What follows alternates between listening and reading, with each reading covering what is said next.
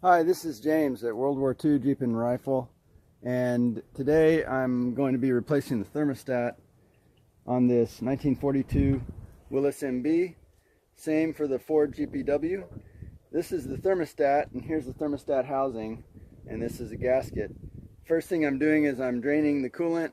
I have a different video on the two petcocks that you should use to thoroughly drain the coolant, but if you don't want to mess around trying to get to the petcock on the crankcase, you can just drain the coolant enough to get it below the level of the thermostat through the radiator's petcock alone.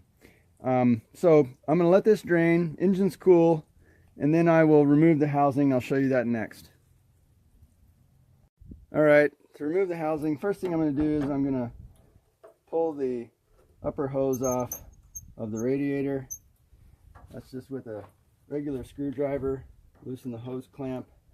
There are different configurations. You might have two hoses and a section of pipe. Then there are three 9/16 bolts to take off of the thermostat housing.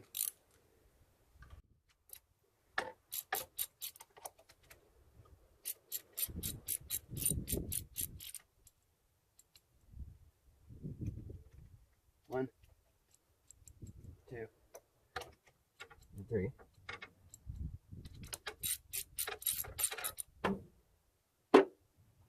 All right.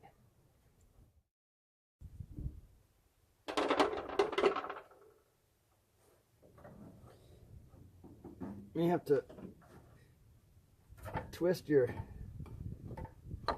radiator hose to get it to unseat from the radiator, and then you see how the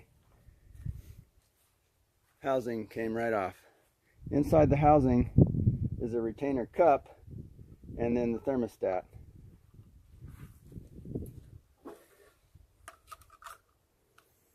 That retainer cup is kind of held in place by the remnants of this gasket. So I'm gonna go clean this gasket off, and then I should be able to... Alright, so I've used a straight edge razor to clean the old gasket off of the thermostat housing, and this is the retainer cup that holds the thermostat in place.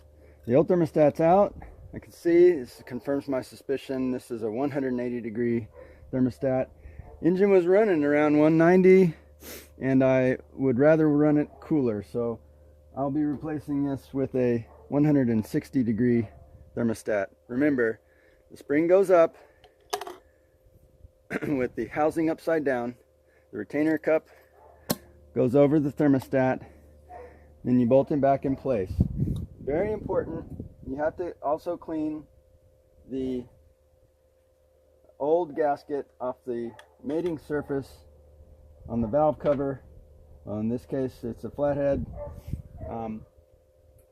Before you put your new gasket and reinstall the thermostat housing. But replacing the thermostat is as simple as that.